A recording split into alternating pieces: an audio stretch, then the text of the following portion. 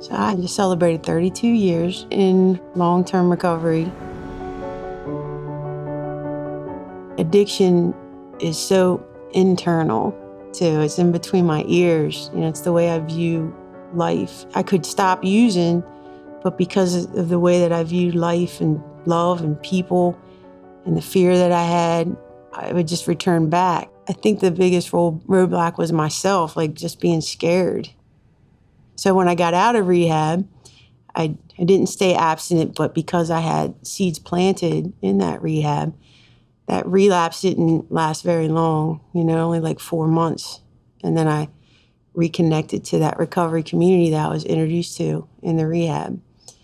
So I think that the treatment helped, in that way. It gave me education about my disease that I have, and then introduced me to the people that could help me so I don't have to go back into treatment. So, there's some basic suggestions in the beginning of the program is like 90 meetings in 90 days and things like go to a meeting every day, unless you didn't use every day, but I used every day. So I went to a meeting every day, and that gave me a network of people that, being new in recovery, I wasn't very talkative. I wasn't very social. I had some irrational fears. I had, hard time communicating with just people.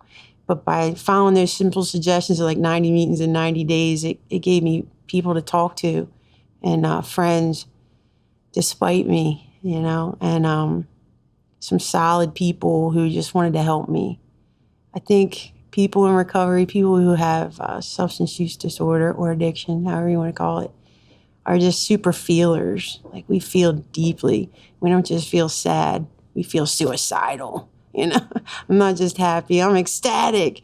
And it's those emotional, highs and lows that earth people, as I call them, don't relate to so much. So having other super feelers around helps normalize my life, I have friends in recovery who I talk to honestly and openly about how I feel. That's really super important. People to really share what you're really thinking and feeling. I think if you could just tell the people who are in recovery that they can make a difference, that the things that they've experienced, as barriers to them, that they can now step up, maybe even come out of anonymity and change their community through advocacy, through the emergency rooms and the politicians and stuff, because the system isn't set up to hear the voice of people in recovery.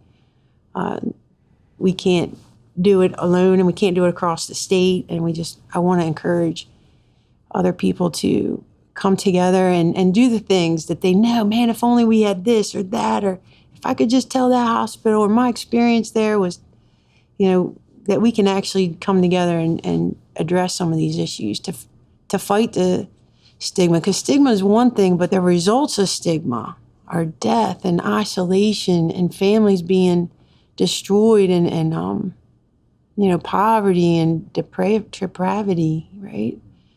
So it's serious. It's not just, I don't want to tell people that I'm in recovery on Facebook because my boss will know. It's like, people who are desperately wanting help and wanting the help.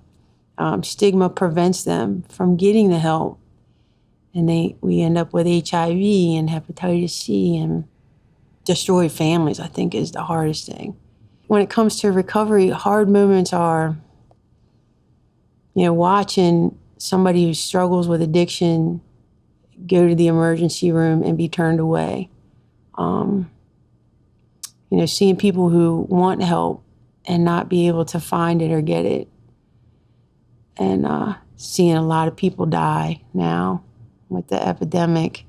A lot of friends and family members die, and know that there's things that we could do, but they need work and money and advocacy. That's hard. And I guess that's why I'm in this seat, because it's like, I know we can do better. recovery is possible. My name is Jennifer Turk, and I'm grateful for every day that I'm in recovery, and I won't be stopped by the stigma of addiction.